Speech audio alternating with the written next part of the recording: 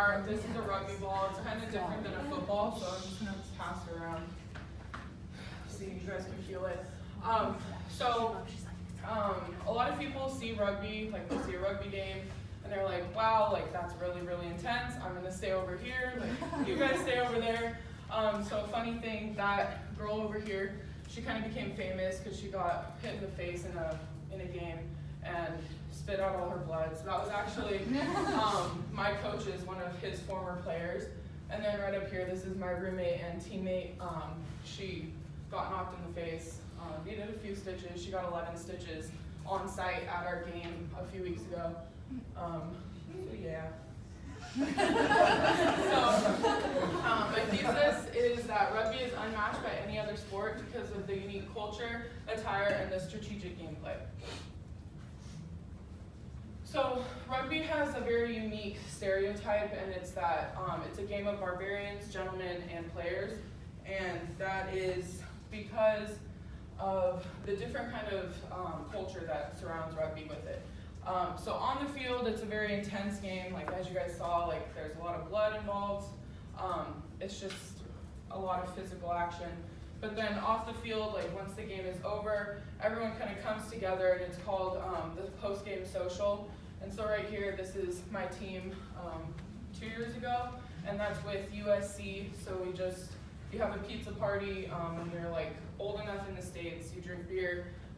It's really popular over in Europe, so that's obviously the drinking age is a lot younger. So you just come together and really just party together, make friends with the other team, which is really unique to other sports. And so another cultural aspect is it's called shoot the boot. So after your first try, which is like a score, so like a touchdown, on a new team, your teammates will fill your cleat with like beer, and then if you're underage, like water or Gatorade, and you have to chug it, and it's just like a big celebration for your team during that social after the game. Yeah, it's pretty gross.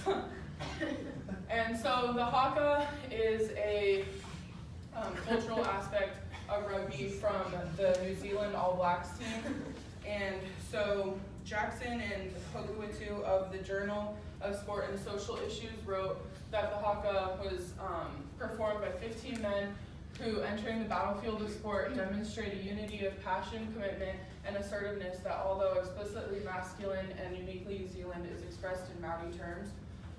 And so the haka is just like a battle chant that's used before matches. So I'm gonna watch a little bit of it, but it doesn't look like it's gonna play.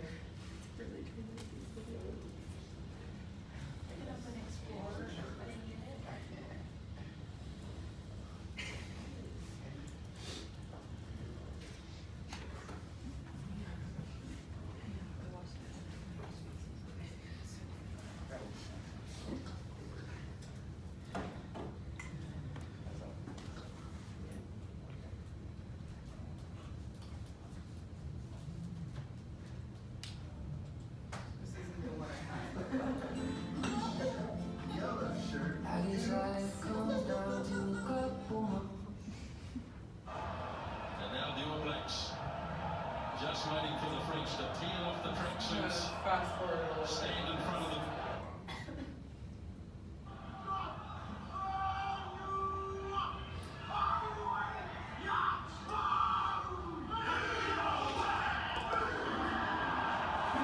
So it's basically like this team will stand in front of the other team and just try to like intimidate them, and just kind of cry out for this battle chant against this other team.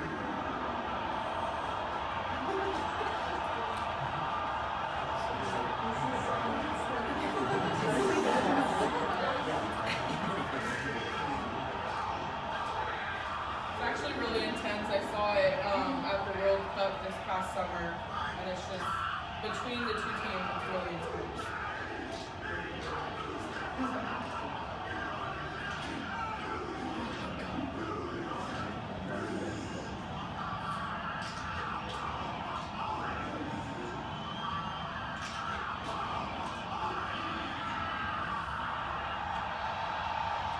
And so as you can hear, like, it really really brings the crowd into it, and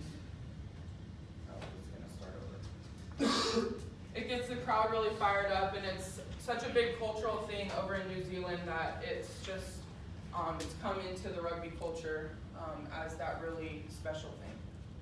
And so rugby uniforms, I don't know if you guys know, but rugby, there's no padding, there's no helmets, but it's still full tackle.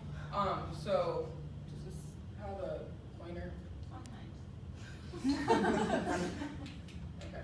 Well, so up there, the mouth guard on his ear, that's just the one thing that you get. You get a mouth guard and you get cleats. And then you pretty much just have your body to protect you. So knowing how to tackle is really important. So the scrum cap, that guy over here with the red kind of hat thing on, that's it's used to help avoid like cauliflower ear during the scrums, which we'll talk about in a second.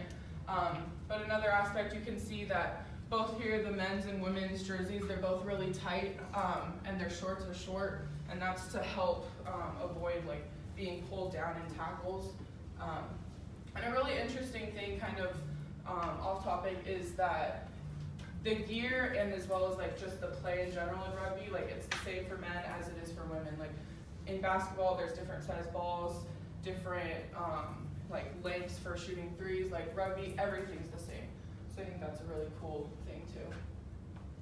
And so gameplay, bear with me, this is probably gonna be a little confusing, but I tried to simplify it.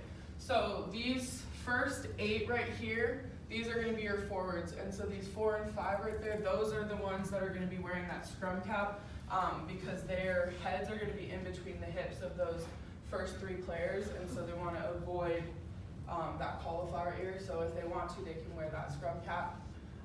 And so those forwards, they're kind of known as the workhorses on the rugby field. They do a lot of the tackling, a lot of the hard hitting.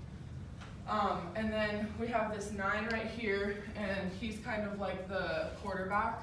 And then these rest of these 11 through 15, those are the backs, and they're known for like running really fast and scoring most of the points.